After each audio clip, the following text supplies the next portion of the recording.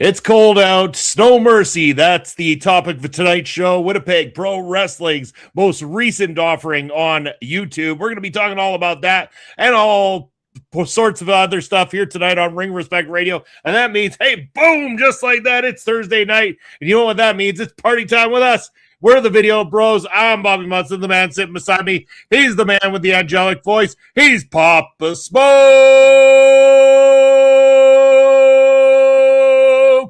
Papa Smokes, happy Thursday. How you doing, brother? Oh, great introduction, Munson. And happy Thursday to you. Happy Thursday to all the wrestling people out there. And a special happy Thursday and happy day to all the heavy metal fans, of whom we saw a whole bunch just the other night. Munson, how did you like the big concert on Tuesday night? Oh, it was a fantastic blast, Papa Smokes. Went there. We were very close to the stage. I know I haven't had the chance to show you any of the pictures of the videos, but I mean, with the phone that I was using there, I got some just absolute dynamite videos of the show. Some pictures as well, too. Of course, I had to rock out, so I only got like a couple from each of the bands, like with the actual videos, but then took a whole bunch of kick-ass pictures, especially during Megadeth's set there. It was phenomenal, man. I had a great time. Glad that we went. What a show they put on. How about yourself? You were there, too. Oh, I absolutely loved it. And for the fans that are listening here, this concert was started with Exodus, proceeded to Anthrax, and then the main event was Megadeth. Big thrash metal show for Saskatoon. Loving this. Out at the big arena. They had the top section kind of cordoned off, but the whole lower bill ended up being pretty full, quite packed, in fact, with people. So it made a nice atmosphere. Munson, if that arena is full with 15,000 in it, how many would you say were there the other night? It had to be 8 or 10. Yeah, it had to be pushing in that vein for sure. Because, I mean, that whole lower section had to have been sold out. Plus, that floor was packed. That pit, because, like, we were right beside the pit. We're row 2 in section C. So, like, the pit is right in front of us. And, man, there was so many people in there. And they were so crazy. And I loved every second of it. I saw the Exodus has been posting that it's, like, one of their favorite pits of the tour. And, like, even when, like, it was one thing when they got the circle pit going. I was like, all right, here these crazy fucks go. I can't wait to watch this. And then all of a sudden when Exodus, like, split the crowd and they're going to do the wall crashing into each other too. And I'm like, fuck yeah. I was like, that's what I had to get. I had to get my boss and Mrs. Munson to stand up and my boss's guest as well. You got to see this shit. You got to see this. This is going to be a nuts moment here. And those two sides of the arena coming together, bang, they crashed. Oh, I was loving the mayhem in Saskatoon that night. Oh, very cool. And yeah, what a lively mosh pit they had. It's been a while since I've gone into a huge pit like that or any kind of a mosh pit, but I used to do it a lot. And the guys were showing no mercy and snowing no mercy as well during this. Yeah. But you know, one of the things that I enjoyed most about this concert was I've listened to these bands since I was a teenager. That's been a while now too. And I watched all three of those bands on their way up, and now they've reached the top of the metal world, and all them, you know, just going to ride out their years until they retire. And probably not too many for all those bands. Might be the last time we see some of these guys in Saskatoon, so not missing that show. Very nostalgic. Gave me great memories of going to arena metal shows as a teenager in Winnipeg, Manitoba, at the old Winnipeg Arena, which is torn down now. But that's just a little bit of a segue into our topic tonight. Winnipeg has hosted some great events of various kinds of entertainment over the years. They sure have. And it's a great tie-in. In fact, Papa spoke. Before we even start talking about that topic, though, we do have to say hello to Zach Bigger, who's in the chat. And of course, our boy Basser in the house. We saw Basser it feels like less than a week ago, Papa Smokes. Oh, that's right, because him and Bass Jr. were out at the latest Prairie Pro Wrestling show. Huge moment for Prairie Pro Wrestling there on Saturday night. Our first show of 2026 and some huge announcements, Papa Smokes. If you recall, not only do we have a show coming up on Saturday, April the 4th, we also have got double April shows because we have partnered with the Saskatchewan Rush lacrosse team. And we will be doing 3 matches during the show on Saturday, April 18th, being known as Rush-O-Mania. What a great collaboration it is going to be. I'm going to get you to comment on that in a moment. We'll say hello to our friend Astrid joining us in the chat. Astrid, hello. Good to see you on the eve of Scream 7's release. But Papa Smokes, yes, last Saturday, what a blast. What a great partnership with the Rush. Lots of great things coming up for Prairie Pro Wrestling. And great feelings coming from that show, Munson. Like we said in advance, this has been almost 3 months since the show at the beginning of December. So the PPW Nation were chomping at the bit for another wrestling show. Everybody came out in spades, wouldn't you say? I mean, you know all about the seating. It was packed. There was no seating left. The standing room was absolutely packed, and the Nation was loud, obnoxious, supportive, all those various things that they always are. What a good time, and what big announcements from collaborating with the Saskatoon Berries baseball team this past summer. Now we got a chance for the big leagues again. Saskatchewan Rush Lacrosse. Now, for any of you fans living in other parts of the world, lacrosse is a fairly big sport in Canada, very popular. It's like summertime hockey without skates.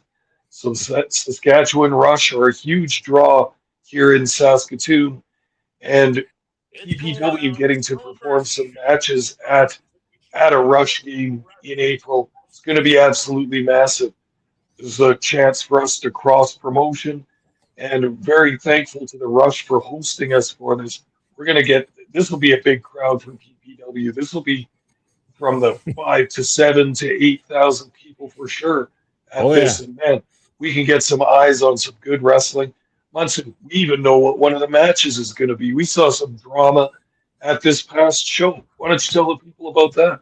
We did. In fact, last week's guest, anyone who wants to go check out last week's show right here on the channel, when we had Jacob Creed, the Crazed Cowboy, and who would have known, Pop Smoke, he wouldn't get his title shot just yet. He was going to have to go into a battle with Riley Cruz, who PPW management are saying they're both the #1 contender, but who gets that shot first? They had a main event match at the show, but they also ran into each other a little bit earlier when all of a sudden we had the Rush mascot Rowdy come on out with the Rush dancers, and also, surprisingly, Bruiser Bulldog came out. The opposing team's mascot was there, and it seemed like it was all in good spirit, all in good fun. And then we get the music playing, the Brotherhood come marching out to the ring, and suddenly that dastardly Bruiser, Pop Smokes, he turns on Rowdy, and a beatdown, the 4 of them, a total beatdown on our beloved mascot Rowdy there in the ring, until suddenly to the rescue comes some of the members of the PPW locker room, including Riley Cruz, right there in the heart of it, fighting to help Rowdy out. So Rowdy had a great idea. Him and Riley Cruz versus Bruiser and Jacob Creed on Saturday, April 18th, in the top build matchup on that card. I can't wait, Pop Smokes. That is going to be one hell of a fun match. Well, and the Rush fans are in for a huge treat because they're not used to seeing live indie pro wrestling at one of the Rush games. I mean, we did do something years ago, didn't we? So, something very small on the outside of the arena before the game and all this, but this is going to be the big time. We're going to perform for the entire audience of the Rush. They're going to love it. We already have some Rush fans in the PPW Nation, but we're going to get a lot more after this appearance. Oh yeah, no, this is a great partnership. I'm very much looking forward to it. Thank you to our friends in the Saskatchewan Rush for reaching out and setting this all up, allowing us to run that segment at the show. Is really cool. You're going to get to see some of that coming out soon. In fact, the segment, including the entire card of Cold Hearted, is all edited up. I do have the segment separated already for that particular piece, and we're just waiting for the right time to release it to promote that a little bit further, but we are going to go ahead and shamelessly, or not so shamelessly, promote it here on Ring Respect Radio. But it all comes back to our main topic here, Papa Smokes. We don't want to leave enough time for our good friends, one province over in Winnipeg, Manitoba. Winnipeg Pro Wrestling. It's a show that they just recently put on their YouTube channel. It is Cold Hearted 4, and we love talking about our friends over there in Winnipeg. So I'm going to go over to you, as always, Papa Smokes. Let's get your little lay of the land. Tell us a little bit about the arena. Tell us a little bit about where Winnipeg Pro Wrestling had held this show. Sounds good to me, Munson. WPW Cold Out 4 Snow Mercy was held on January 22nd, 2026, so just about a month ago. It was part of the Winterruption Festival, which we also have here, which is a kind of entertainment and arts festival in the middle of winter meant to kind of bring people's spirits up a little bit. Ours here was mostly music shows, but obviously WPW getting in on the action, getting a wrestling show in there. This year, as something of note, in Winnipeg, one of the bands that performed was legendary LA punk band Fear. You like Fear at all, Munson? I've listened to some Fear, yes.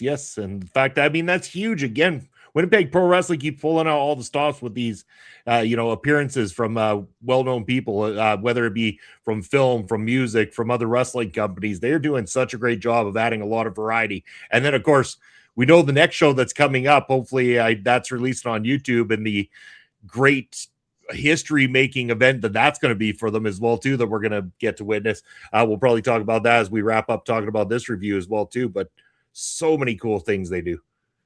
For sure. And so this show was held at their usual venue, the West End Cultural Center on Ellis Avenue in the West End. Such a cute little building, and it was built and started in 1987 as a venue for mostly music shows, but all kinds of the arts, including pro wrestling, if you want to call it amongst the arts. I think it's fair to call it amongst the arts. I mean, for sure. Why not? There's an art to it. Yeah, of course there is. Well, let's talk about some of that art, Papa Smokes, because we got some matches to talk about, including our opening match. This one taking place singles competition. Mo Jabari taking on the Prairie Pro Wrestling heavyweight champion, who's not quite as loved over there in Winnipeg, although he didn't get so much love when his name was mentioned in Saskatoon last Saturday. But that's a conversation for another time entirely. But yes, not loved by the WPW crowd at all, as they are champion here in Saskatoon, Michael Allen Richard Clark, man with the longest name in professional wrestling. Man, he lets the fans know it. He certainly does. He's on that mic talking some smack every single time, and this was no different. He wanted Mo Jabari to do some push-ups, and you knew that there was going to be some shenanigans behind that. He was going to go try to attack him while he was doing them. I sensed it, but so did Mo Jabari, because he dodged it. He got out of the way. The match begins. Mo Jabari takes a real shine at the beginning of this matchup, really taking it to Michael Allen Richard Clark, but inevitably, Clark then starts to take over. Gets a little bit of a beatdown on Mo for a little while, but then he comes back and surprisingly taps out in the end to Mo Jabari. And I don't say surprisingly as in Mo shouldn't be able to beat somebody like that, but I felt like this went a lot quicker than I was expecting it to for these two guys. Mo definitely was put over as a higher level performer in this matchup, like a guy that they see as a top guy in this thing, where Michael Allen Richard Clark comes across as he's up there, but he's not quite the main event level heel for the company at this point in time. It was a good match. I mean, these two guys can work very well. It just, I guess it threw me off because I'm so used to the length and the quality of the matches that we see Michael Allen Richard Clark in here in Saskatoon, and then to see him get taken to school really by Mo Jabari in this opening contest was a little shocking, but nonetheless, still a solid way to open up your card. Yeah, absolutely. I thought this was a good first match. Clark came out as looking and talking like a heel, and we're used to Michael Allen Richard Clark being a big favorite around Saskatoon. Here in Winnipeg, not so much.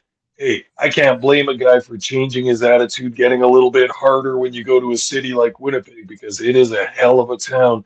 You can't go in there smiling with daisies in your hair and all the rest of that. So Michael Allen Richard Clark coming in with an attitude. I thought this was funny. Michael Clark has his flex appeal, and he's always got his water bottle with him and such, and he had his bottle with him this time. He grabbed a microphone, started cutting a promo, and said, Mo Jabari, you look good, dude, but you're missing something. Maybe you don't have your pre-workout. He got him to drink out of his jug, which we still don't know what it was, some kind of a pre-workout thing or some kind of water. Hold on. Did he not claim that it came from his good friend Michael Jordan and that it was Jordan's special sauce or whatever? The same thing that he claimed to have given the Looney Tunes in Space Jam that gave them their magical powers to beat the Monstars. Okay, right. Yeah. That is true too. Of course, the fans not having that at all. The one fan yelling, "It's a piss jug." Which is, of course, those fans on this night, holy shit. Like, there's some stuff we can't even repeat from this evening. Very much so. And that, of course, piss jugs is a good joke from the very Canadian show Trailer Park Boys. We all know about piss jugs in that show. And Michael Allen Clark takes over in the match, calls to the fans, who wants push-ups, as he always does. But being the heel, he got a very tepid response. It seems no one wanted to see the heel do push-ups on the babyface, so that didn't go so great. Jabari ends up getting to do a set of push-ups on Michael Allen's back, so that kind of backfired on Clark in that one. Mo tried to get the sharpshooter repeatedly throughout this match. It's no secret that he's a great admirer of the Hearts and a student of the Hearts from Calgary, so he's going to use that hold. Michael Allen and Richard Clark hit that springboard suplex that he uses, that second rope suplex. That's a very devastating move, but only got a 2 count from that one. The crowd continued to chant, "Drink more piss, drink more piss," much to everyone's delight. The fans were perfectly warmed up during the first match of this card. And then, of course, Jabari gets the sharpshooter, gets a quick tap out from Michael Allen and Richard Clark. So Clark, not feeling it quite the way he does in PPW, Mo Jabari, an experienced and tenacious competitor, comes up with the win. So again, a first match of the card, but still something that sets up something looking towards maybe the City FM belt or possibly the main WPW championship. Mo Jabari looking to climb that ladder, getting a big win towards that. Certainly, yeah. And I got to say, commentary for a second. Blair, as always, great job. But his sidekick his sidekick, man. I think that when we take a visit out there, I might have to have a little conversation with Mr. Sidekick there and all the Saskatchewan slam fest that he's got going on there on the microphone. Sir, first of all, you got to start watching yourself because eventually one of us Sass boys are going to come down there and you don't exactly look like the most scariest individual I've ever seen in my life. Sir, I'm a big ass man. And I have got some big ass ways. And if you keep smack talking Saskatchewan, you are going to regret every second of it because I might only stand 6'3", but I'm 10 foot fucking tall when you keep talking shit like you are. So you better watch out. Wow, Munson, some fire from you there. I'm impressed. I like to see it. But you know that the Winnipeg, Saskatchewan or Manitoba, Saskatchewan rivalry is rooted in Canadian football. You know this. There's no reason for our neighboring cities not to like each other, except for the football. They do not like each other. It's a tremendous rivalry. There's a heat there. There's a hatred there. So, I mean, it's very easy. To me, this is fun. I like it when it goes back and forth. But Munson, I can see you're a little bit scorched by that. You're not going to take it from Angus. I don't think I need to keep taking this from Angus. I think eventually we might have to just have a little conversation. Maybe I ought to head on down there and maybe I could class up that commentary desk for a little bit for him. Wow. Bobby Stats, hey, Bobby. How are you doing, my man? Thank you for stopping by. I appreciate you. Yeah. So so that was our opening match. Our next match on this card, Papa Smokes, we ended up having this is fun. The big strong boy coming in at what was that, about 172 pounds.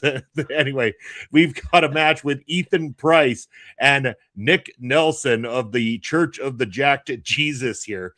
I did chuckle because anybody who can kind of make a joke about being, the big guy or the big strong guy, and they come out at a height of way smaller than most people on the roster and quite light. I find the humor in it. Bobby, thanks for liking the video. Thank you, sir. Appreciate that. Yeah, so I found humor in it. I was interested to see how this would go. Obviously, big fan of the Church of the Jack Jesus. Ethan Price has got some slick maneuvering inside that ring. The way he works through the ropes at times, it was quite impressive through this thing. Nick Nelson, very, standard with his wrestling, but I almost sound like I'm being disrespectful there. His style is more basic. It's not the Flair style, and it shouldn't be either, right? You're playing a heel. You don't need to be the flashy guy. And Nick Nelson might not be the flashy guy, but he's effective in the way that he does what he does. So, yeah, I wasn't trying to be insulting towards Nick Nelson. He's solid in what he chooses to do, and it is perfect for the style of wrestler that he is. For sure. I like this match as well. This was like visually a nice match to look at because Nick Nelson's a big guy. He's a thick boy, right? He comes out kind of looking like a Triple H almost with the long blonde hair and the black pants, and he's got a good build on him too. Price looked good as well. He's an enthusiastic young wrestler with a great babyface energy. Tommy Lee Curtis, you knew he was going to be a factor in this match because when is the Jack Jesus not a factor when he's at ringside? He's always a factor. Now, Price has good facial expressions. He was getting the crowd involved. He was giving his direct looks and direct attention to the crowd. They were responding to that.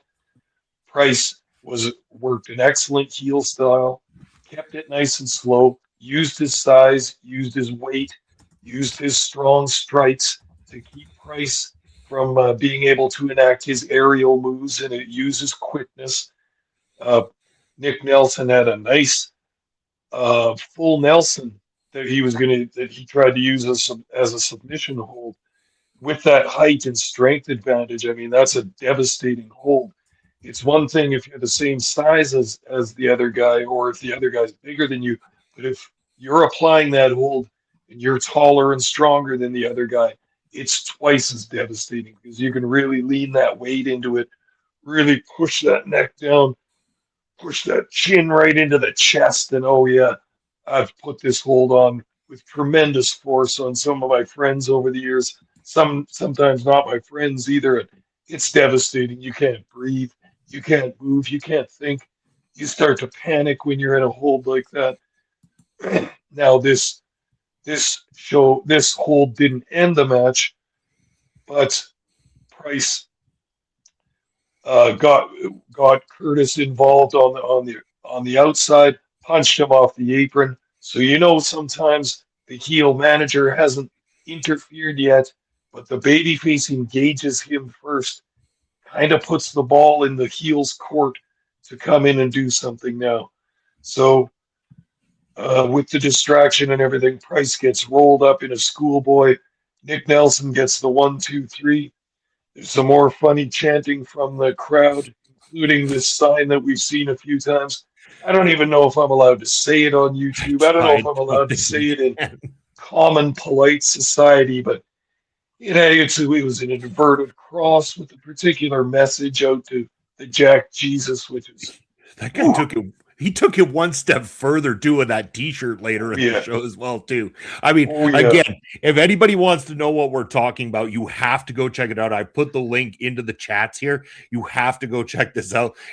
Please, again, if you are of any religious type and stuff and might get offended by it, don't even go and look, and don't blame us for sending you there. But if you're not going to be offended by things being said against Jesus or lords of any kind, then go ahead and tempt your fate and find out what this very interesting fan had to say on his t-shirt and his sign that we speak so nicely about. It was great though. These Winnipeg fans take no prisoners in the crowd there. They will say and do anything to get under the skin of the heel, and certainly that had to get the Jack Jesus going. Some of the words against him. Wow. Awesome by the fans. Going to go to this. Bobby saying, how long has Winnipeg Pro Wrestling been around. I'm still new to it. I believe since around 2019. I think they're very similar to Prairie Pro Wrestling in terms of how long they've been around. So yeah, their stuff's all on YouTube, Bobby. They got some great stuff going on. Speaking of great stuff, did you see the announcement, Papa Smokes, that they're also going to be broadcasting on Rogers TV starting in March? No, I did not see that. That's pretty big news and very exciting. They struck a deal there. So it's going to be like, again, it's events that are already available through their YouTube channel, but it opens it up to a wider audience. So it actually, Rumble in the Burt 3 is going to be the first one debuting on Rogers Television as of March. But I mean, how cool is that, right? Like, I mean, the opportunity to be on the TV there. There's a lot of people that might be scrolling through and check it out because it's on TV versus going through looking for something of that nature on YouTube at any point in time. So a great opportunity for Winnipeg Pro Wrestling in that sense. And they got so many cool big shows coming up as well too, and a lot of stuff that's leaning towards some big things, including the return of their women's champion Mercedes Moné coming back here later in the year as well too. So yeah, there's a lot to be excited about for Winnipeg Pro Wrestling, including this next matchup, which this one shocked me that it was so early on in the card. There were so many good matches on this thing that it kind of surprised me, the choice of where some of them went at times. But yet when I watched it all the way through, it also made sense to me too. And this one, it's like this match could have been main event or co-main event at any given time on pretty much any card. And we find it in the third, Cody Lane taking on the WPW champion in a non-title match, Chiseled Chad Daniels in there. And basically the commentary letting us know that, say Cody Lane were to pick up the win tonight, he would probably be in line to get a shot, despite the fact that there is a few people already lined up for the champion. Cody Lane would put his name into the hat. And I thought to myself, I don't think they would pull it, but damn it, if they didn't, suspend my disbelief for the 20 minutes or so that this match is on YouTube, they did a very good job. In fact, I didn't know anything about Cody Lane going into this, and I like this matchup, Pop Smokes. This was well put together, well placed. It was a great back and forth battle, really gave Cody Lane a very good rub in this one, but at the same time, cemented Chad Daniels as a legitimate guy at the top of the card too, because he didn't walk away taking a loss and putting another person in line for the championship. He ended up fighting a hard-fought battle and using his ways to get around it, by hook or by crook to do his thing. And I thought the whole time, I'm like, is the champ vulnerable? Because where's his group? Where's his boys throughout this thing? And we would find out after this match concluded where one of the four is, at least anyway, because that's when we get a little call out to the big man Brax, because our Chisel Chad Daniels says that he doesn't, or he knows he's got Tyler Colton coming up, but he's not getting to him until Brax gets to him first. And that's coming up in the next show. I think it's called the Brawl in the Hall, which they do with the orchestra down at the side of the ring there as well too. Looking forward to that. Damn it, man. I'm looking forward to Brax and Tyler Colton as well too. But before we even talk about that, your thoughts on Cody Lane and Chisel Chad Daniels? Yeah, well, I'm pretty sure that you and I have watched Cody Lane at least once before in some of our reviews of Western Canadian wrestling. I'm not sure where he's from, but I know we've seen him at some point. Okay. Tonight for this show, he comes out as the Southern Flamingo. He's got a little more of a flamboyant look going on there. It's very timely, very good. The crowd, as soon as Chiseled Chad came out, the crowd was all over him. So he's under their skin badly, and I can see why. From the last few shows we've watched, boy, he thinks pretty highly of himself, and he's not afraid to talk about that.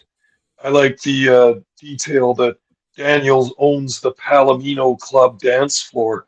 Now that's a good Winnipeg joke, because the Palomino Club is a country western nightclub on Portage Avenue in the West End.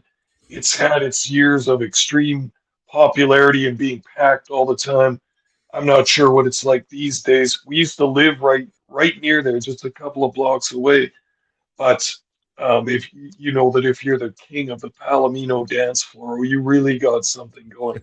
That's quite hilarious. The crowd also greeted Daniels with an F you, Chad. They didn't say F, by the way, but I'm just going to try and keep it nice here. F you, Chad, over and over and over again. So they're not having anything from Chad Daniels. Big frog splash by Chad, tries to end it, does not do it. Lane takes over on the outside. Lane hits a big move from the apron to the arena floor. Oh, yeah. Wow, was that a bump? Oh, God yeah. damn. I don't know what they have on the floor outside the ring, like underneath the ring apron there. Doesn't look like much. And that looked like a really, really hard bump to the floor. My God. Well, first he Lane, rolls right off Daniels' back, and then he goes right off that to the floor. Like, man, it smacked. oh, Like, you could hear it. that was one of the big bumps, not only of that match, but of this entire card. Lane also hit an awesome suicida dive to the outside, crowd reacting to that tremendously. Chad uses the ref to knock Cody off the ropes, hits a springboard cutter, hits the pinfall. So, without very many nefarious tactics and without much cheating, Chad Daniels puts down a very game competitor in this. Lane still looks all right, but he's the journeyman coming through town, so he's going to eat the loss. The champion, Chad Daniels, gets a clean pinfall win right in the middle there, so still looking strong, even in a non-championship match. However, this match was partly designed to show the drama afterwards. Uh, uh, Chad Daniels brings out one of the members of his posse, who is Brax, the giant, huge, huge juggernaut of a wrestler, comes out looking good. And then his dance partner for the next little while and for the next big show is, of course, the other huge giant behemoth in WPW, Tyler Colton. You and I are very familiar with him, Munson. He is a monster and so big and so strong. He comes out in his street clothes and gets all over Brax. So the crowd gets just a little aperitif, just a little taste of what they might come when the big beefy boys get together. This is coming up at the next big show. Brax versus Tyler Colton. We're going to see some beef slapped. We're going to see this ring shake and quiver and nearly break all the way down with the weight and strength of these two men. They're building up a big match between the giants and doing a very good job of it. They haven't touched each other much up until this point, but it's been suggested they want to work it out between the two of them. Now, on this card, we get to see them mix it up a little bit. They have the officials and the referees and the other wrestlers come out and break it up, but tantalizing. We get to see the two big men getting their hands all over each other, getting some punches, getting a big pull apart going. And oh, this is just setting up the tension for the match between the big boys coming up soon. Yeah, you bet. And going back to Bobby's question here, Michael Allen, Richard Clark at Winnipeg Pro Wrestling. Yes, sir. He is a regular there. We talked about him. He had a match on this card against Mo Jabari. That was the first one we discussed. You can go back and check that out, or go check them out as well, too. He is a regular over there. Next match we had up, Papa Smokes. Speaking about big names, at least anyway, we had a fatal four-way Ronnie Attitude versus Mark Wheeler versus Bobby Shank versus James Roth. And I got to say, as much as I wanted to like this because of everybody involved, and I like everybody involved, and they didn't do anything particularly wrong, all it made me think is, man, I really hate fatal four-way matchups. And this did nothing to change my mind on it. And I hate saying that because I like all these guys. All these guys do a great job. I just longing for something better for them at the moment. And this match just wasn't in. There was a lot of selling on the outside of the ring, as usual. A lot of, guys getting knocked down typically by a move that normally wouldn't knock them down any other time, but it's knocking them down in this case.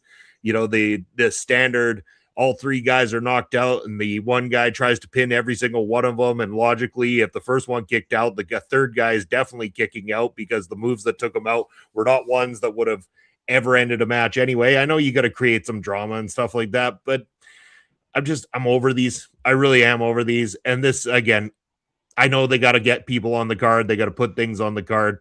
I just feel like there was too much main event talent here to do want to throw away four-way. I know, again, it had the stipulation. Now Bobby Shank wins. Now he's in line for a title match. They got a lot of story already going on with that title already. I don't know that this was necessary. I get it. We're eventually going to get back to Bobby Shink in that title picture, I'd imagine. Like, he deserves to be back in that title picture. I don't think he needed the Fatal 4-Way to prove it, though, either, at the same time. So I like it enough because of who's in it. This was probably my least favorite part of the show. Yeah, I can't disagree with you. I'm not a fan of 3-way or 4-way matches because it's always one or two guys too many in the match. It just makes it a little busier than I like. I'd rather see two wrestlers go at it in a singles match or a tag team under tag team rules. But whatever. This match was meant to kind of highlight the tension going on between the real deal James Roth and Sweet Bobby Shink, both former champions, both vying to become the number one contender in order to get a title match against Chiseled Chad. So yeah, this match for me was about the drama between Roth and Shink, both baby faces, by the way, kind of have a mutual respect for each other, so it seems. However, the competitive edge of both of them and the rivalry just lives on, so they can't completely get along, and nor do they completely trust each other. I don't think that Ronnie Attitude and Mark Wheeler needed to be in this match, but I get it. Sometimes you have to put a card together. You've got certain wrestlers at your disposal. You're going to use them. I understand why this might have been a four-man match, but I would have preferred it just the two. But I'm really getting to like James Roth as a babyface. He had a nice championship run that we've just kind of started watching towards the end of his run there. He's got a lot of appeal as kind of a hard-working babyface and everyman kind of character. Sweet Bobby Shink used to be Big Bobby Shink. He's 6'6" or 6'7". He's a big guy. He's very agile, and he's a very popular babyface. Of course, he's sweet, so he's got the bottles of maple syrup, and he pours them in the fans' mouths. This is very fun, and the fans love it. This time he also had a maple Pepsi. I noticed they have that as a specialty flavor out right now. Very on point. Shink had a beautiful top rope leg drop. God, can you imagine that big guy coming down with a leg drop on you from the top rope? And then Roth confronts Shink. They were trying to work as a team at the beginning, but you had the feeling this probably wasn't going to work out throughout the match because it's every man for himself in a four-way, and those team ups that occur generally don't last for too long. Nice airplane spin by Bobby Shink. He's got a nice old school move that gets the crowd cheering and crowd pumped up. But ultimately, Shink going over in this match. So Roth now has to deal with his frustration, wanting to get back up to the top of that mountain after losing the title, but he's got another roadblock in his way. Shink now considered the number one contender. He's going to get the next title shot. So where does that leave the real deal, James Roth? Time will tell. Of course, he's got to get a couple more wins in there and try and get back in that title picture. Yeah, exactly. Next matchup, we got a title on the line. This time, Bob Spokes is the WPW 92.1 City title. Sammy Peppers, the champion, is defending against Cannonball Kelly as part of the Church of the Jack Jesus. There with the Jack Jesus. This is where we saw said famous shirt. I believe this was the match that you see it in anyway.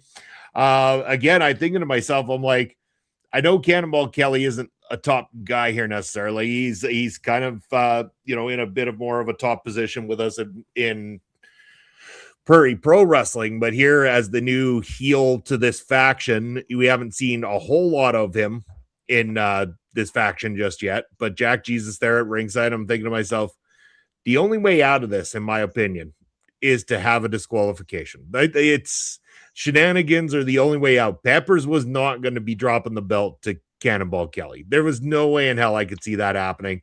And I kept thinking to myself, it's a perfect setup to set up a match between Jack Jesus and Sammy Peppers for the belt. And what a great option that is for WPW as well for this title. If you want Sammy Peppers to have a credible run, you have to have credible villains for him to fight, to be a hero against. And who better than the Jack Jesus right now? It's a perfect guy in that level of the card right now to go up against Sammy Peppers.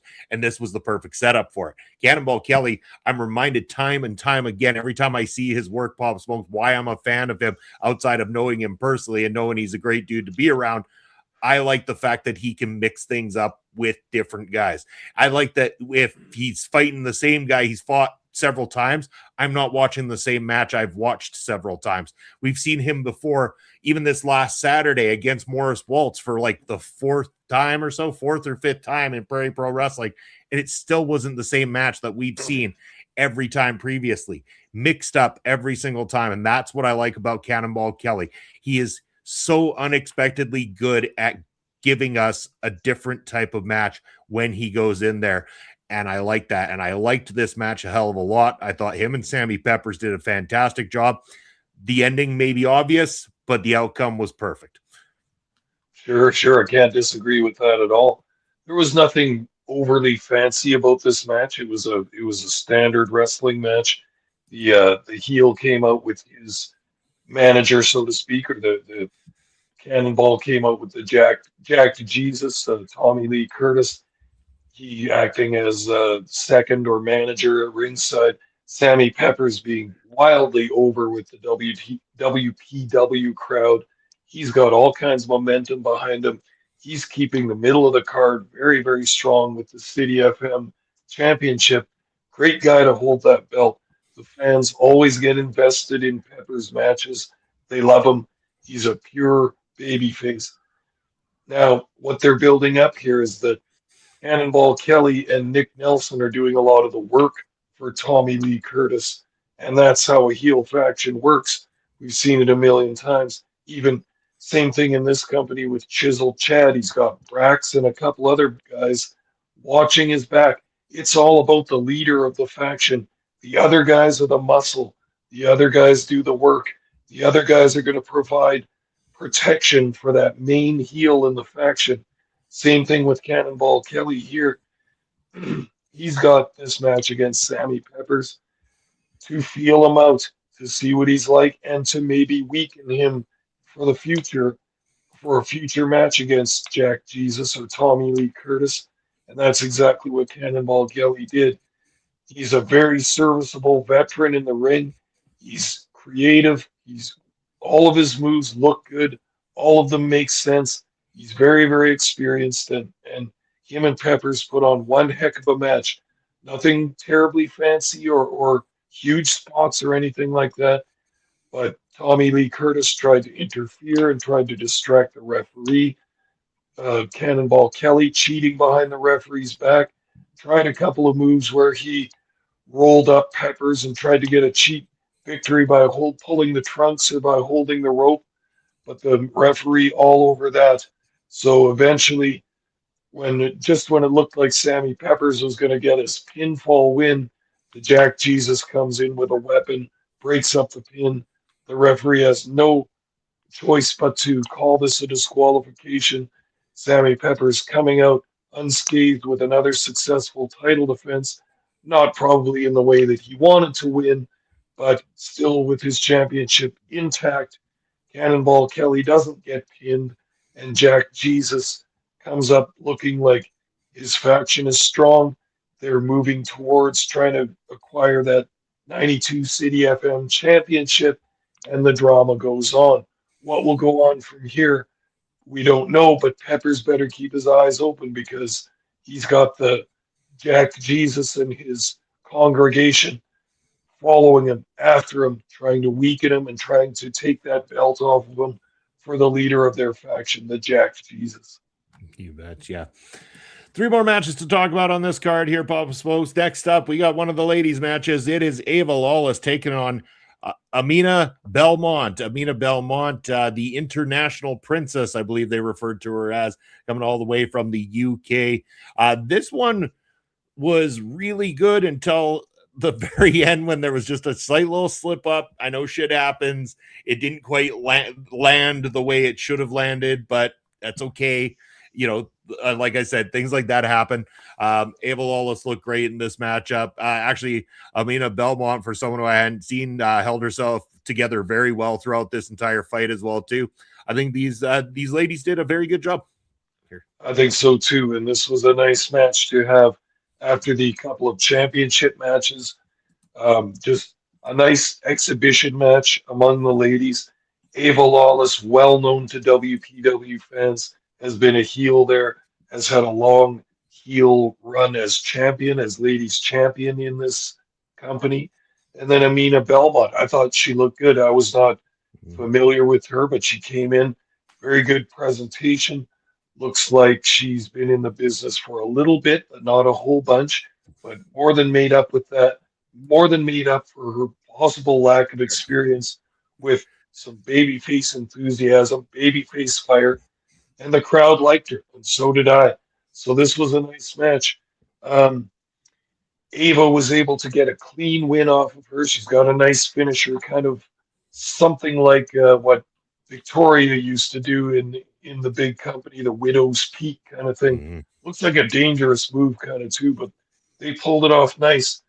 But after the Rumble in the Burt last time, Ava Lawless cost Jody Threat the ladies' title. So I almost wondered if that was going to be some of the drama involved in this match. I think the hellion Ava Lawless better watch her back as well, because she's pissed off a few of the other ladies, probably all of them in this ladies division. But she is good, and she really knows how to work a good match. These two put on a nice exhibition match in the middle here. Ava Lawless coming out with a nice clean win, and she keeps her spot in the ladies' title picture. So we'll see. Will she be back for more? And what does the future hold for this division?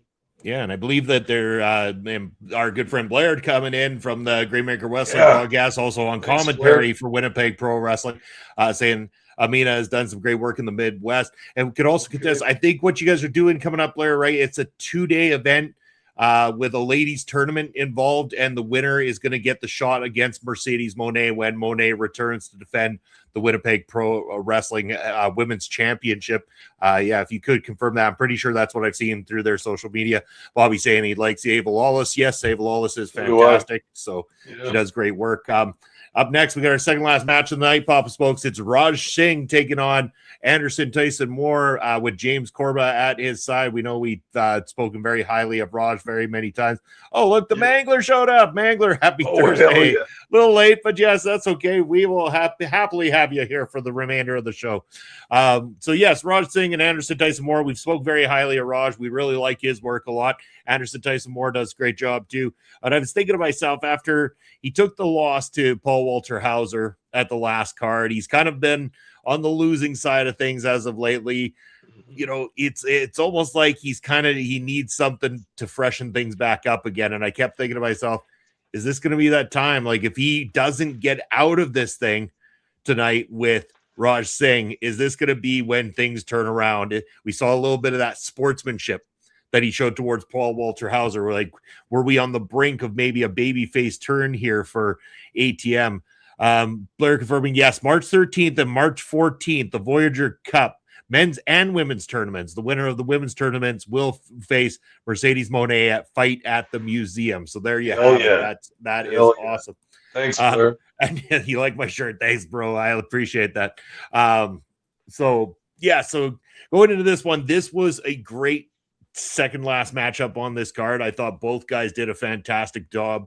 Great back and forth. You could see that there was a story being told with Anderson Tyson Moore as well too, that almost sense of desperation that he knows that it's been slipping for him lately. He knows he's got to do something to get back on track. And at the same time, Corba is there always constantly interfering, but he's not really doing enough to make, ATM the winner in this situation. And again, here, Corba essentially costing the match for ATM.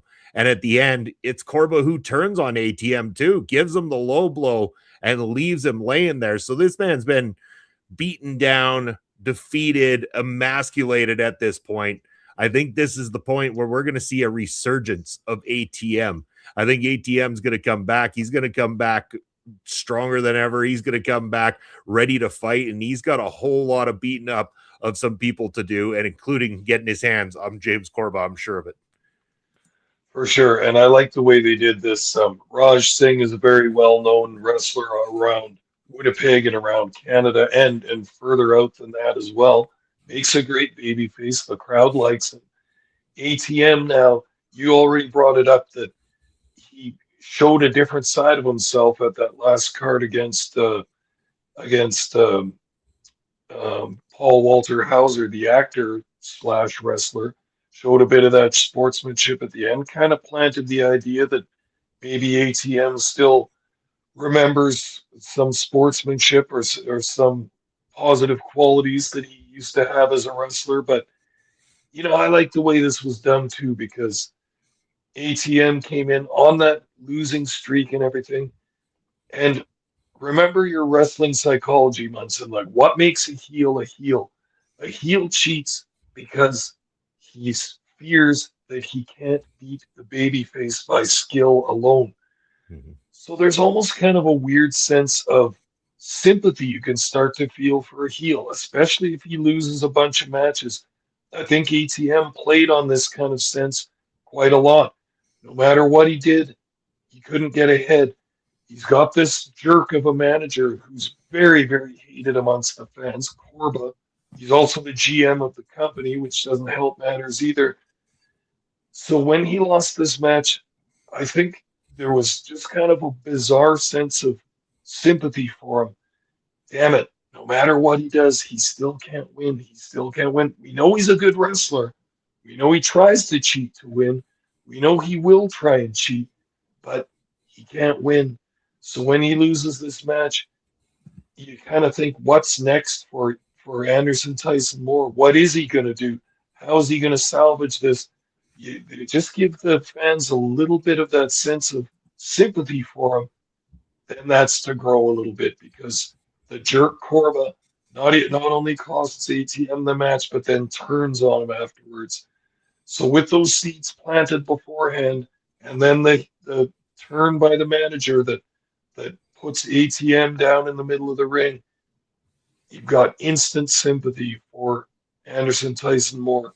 The crowd didn't even know they were feeling it yet, but now they feel it, and now they want to see ATM get his just desserts on James Corba, GM of WPW. We really want to see this now, because Corba's built himself up as a tremendous jerk and a tremendous annoying asshole and a completely evil heel.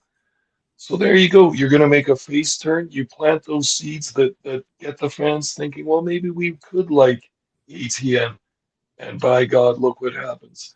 We start to feel the sympathy. We start to get on his side. And then when the shit hits the fan, that's when we can get on his side. And now we're going to cheer to see him against Corba and Corba's other henchmen. We don't care if ATM still uses heel moves. We don't care if he cheats, as long as he's doing it against the heels now. Very nicely done. Very nicely done. Yeah, perfect. And last but not least, now we've got our main event of the evening. This match is scheduled for one fall. One fall. And it is for the WWE ID Women's Championship. Champion Lainey Luck taking on the Sweetest Pea, Chris Starra. And just talking about these championships for a moment, and I've seen some podcasts recently where wrestling experts are talking about how wrestlers in the big company, the Dub and stuff like that, don't have house shows to work anymore. And yet when you watch this championship, these traveling championships, I'll call them, almost reminiscent of the way that the territories used to have the NWA champion going from territory to territory. You have these ID champions that are still working the indies and getting the experience on the indies. And I'm thinking, if they're going to trust people that they've kind of pre-signed, kind of like, called dibs on, I guess we'll call it, and have them traveling around to these different independents. And we've seen stars that companies like Winnipeg Pro Wrestling can bring in. I don't know why companies like the Dub or or even for that extent, AEW, stuff like that, don't want to utilize companies like Winnipeg Pro and other independents more often for sending some of these talents to get that experience. Instead of trying to give them the experience by working television all the time, get them the true experience of working pro wrestling. And the pro wrestling side of it comes about because if the pro wrestling side gets polished, the TV side looks better.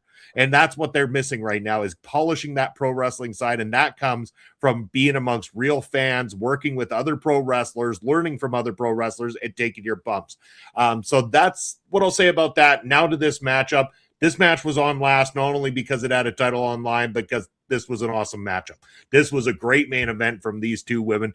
Lainey Luck, I've seen a couple of her matches. She does a fantastic job with her work. And Kristara, we spoke so highly about when we saw her recently as well, too. Really like what I'm seeing here. And this was a great back and forth between these two ladies. In fact, on many occasions, making me believe Kristara was actually capable of taking the belt off of Lainey Luck, and you could see the support coming from the Winnipeg fans as well too for the hometown girl, though their star. Kristara is their star, and that's why they wanted to get behind her throughout this thing.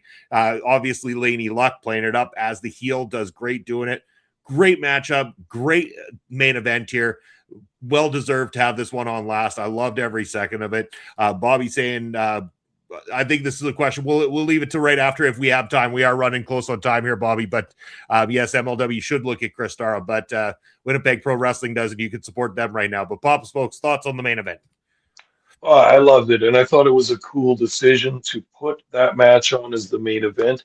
They had two ladies matches on this card, so I always like the support for ladies wrestling. Giving this the main event with the WWE ID title was a good idea. And then I like the match that they put on. I mean, Lainey Luck, I've seen just a little bit of her work before. She came in the heel role, obviously, against Kristara, who's straight up babyface, and she's called the sweetest pea. She's also the sweetheart of the the Winnipeg fans. They love her completely, but I thought Lainey Luck played it nice. She didn't come in and try and heel it up tremendously. She wasn't flipping the bird to the crowd or anything like that. She came in, you mentioned the territory days and the NWA champ. This is the kind of traveling champ that would come in not necessarily as a strong heel, not necessarily a strong babyface, but coming in as an aloof champion, someone who's willing to do either side depending on what's necessary. Lainey Luck, to me, came in really looking like a champion, not needing to get the jeers and boos of the fans. She came in just standing tall and with an aloof arrogance to her in a way. These two started out the match wrestling. It was actually almost this whole match was a test of wrestling skill against each other. There were some strikes and it broke down a little bit after a while into some wilder action, but man, they wrestled so well together. I got to think these two have had numerous matches against each other because they have a chemistry together. It worked out very, very nicely. Crowd firmly behind the hometown hero, Kristara, but Lainey Luck picking up the win, keeping her title intact, but the babyface hero still looking awesome in this main event. And look at that. The girls get a main event match. This is great experience for both of them. I'm sure Lainey Luck's been in a ton of main events, but for this crowd, WPW, loving having the ladies go on last, giving some respect, and Lainey Luck looking like an awesome champion coming out of that, beating the sweetest pea, but just barely, and the hometown fans believing that their favorite has a chance of winning that title and winning various titles throughout wrestling. Very good match and totally deserving and suitable of a main event. You bet. Gonna answer this one real quick. Bobby, the answer to your question is, which Canadian wrestler would I like to see go against Lainey Luck for the belt? Well, you haven't seen her yet because we haven't released her from the Prairie Pro Wrestling Academy. That's who. All right, that's going to be it for the show this week. Right now, we're going to go to Papa Spokes' big, expensive ticker down there. Cost me some money, Papa Spokes. Tell the people where they can find you, what you got coming up.